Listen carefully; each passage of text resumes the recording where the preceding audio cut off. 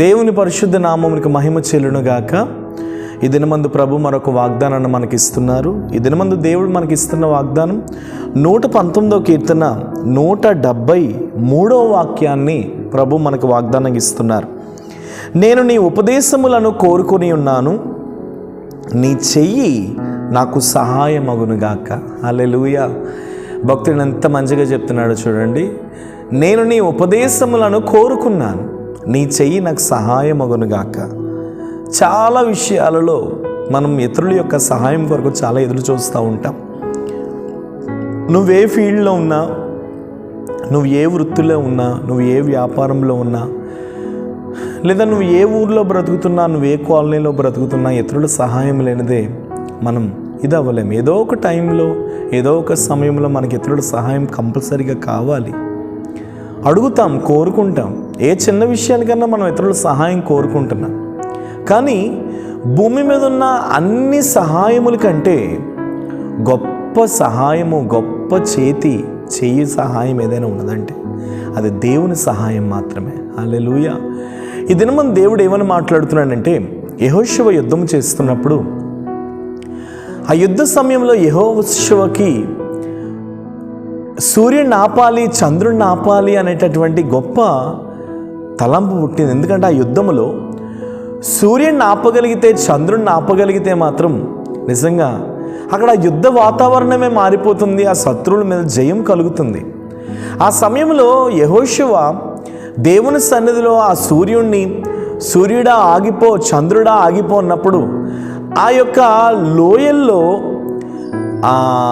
ఆ యొక్క సూర్యుడు చంద్రుడు ఆగిపోయినట్లుగా మనం చూస్తాం. ఎప్పుడైతే ఆ సూర్యుడు అయ్యాను లోయలో, ఆ యొక్క చంద్రుడు ఆ లోయలో ఎప్పుడైతే ఆగిపోయారో వెంటనే మీరు గమనించండి, దేవుని సహాయము ఎంత దగ్గరగా అందిందో, ఎంత దగ్గరగా సమకూర్చబడిందో దేవుని సహాయం. నిజంగా అక్కడ చెప్పబడుతుంది, ఒక నరుని యొక్క మనవి ఆ దినమందు విన్నట్టుగా ముందు కానీ తర్వాత కానీ లేదంట. దేవుడు ఆ సమయంలో ఎంత సహాయపడ్డాడు యెహోషువకి.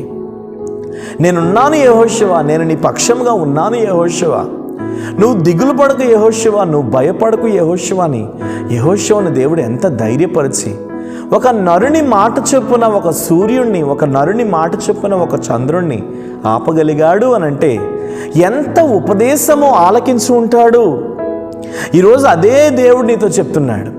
యెహోషువ దేవుని యొక్క ఉపదేశాన్ని పెడచెవిని పెట్టలేదు, కానీ యెహోషువ దేవుని ఉపదేశాన్ని కోరుకున్నాడు, దేవుని ఉపదేశమును ప్రేమించాడు, దేవుని ఉపదేశ ప్రకారంగా జీవించాడు, దేవుని ఉపదేశ ప్రకారంగా బ్రతికాడు.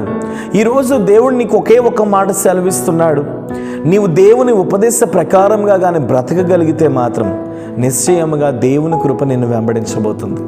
కాబట్టి ఈరోజు దేవుడు నీకు అదే వాగ్దానం చేస్తున్నాడు. దేవుని చేయి నీకు తోడుగా రాబోతుంది.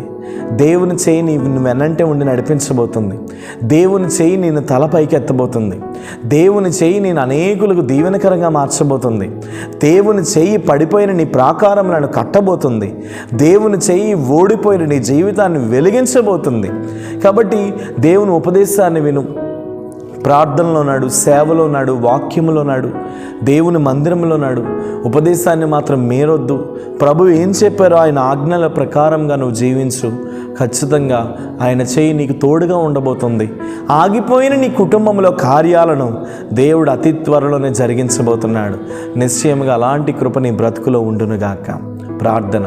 ప్రేమ నమ్మకం కలిగిన తండ్రి, ఈరోజు ప్రభువా నీ ఉపదేశమును కోరుకున్న వారికి నీ చేయి సహాయముగా ఉంటుందని మాట్లాడారు. ఎంతమంది అయితే ఈ వాగ్దానం చూస్తూ నీ ఉపదేశం యొక్క అడుగు జాడల్లో బ్రతుకుతున్నారు, యేసు నామములో వారి కుటుంబాలలో నీ ద్వారములు తెరవబడునుగాక.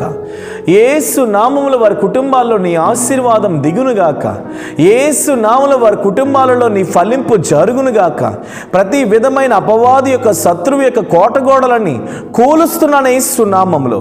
యేసు నామములో నీ బిడ్డలను ఆశీర్వదించండి, అంచెలంచెలుగా ఫలించుదురుగాక అని ప్రార్థిస్తున్నాను.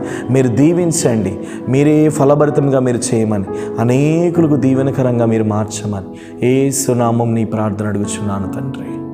ఆమేన్. God bless you. నిశ్చయంగా ప్రభు కృప మీకు తోడై ఉండును గాక. కాంటాక్ట్ చేయండి. మీలో ఏదైనా అవసరత ఉంటే ఖచ్చితంగా మీ కొరకు మేము ప్రార్థన చేస్తాం. కాబట్టి దేవుని చేయి మీకు సహాయంగా ఉంది, మీరు భయపడద్దు. Praise lord.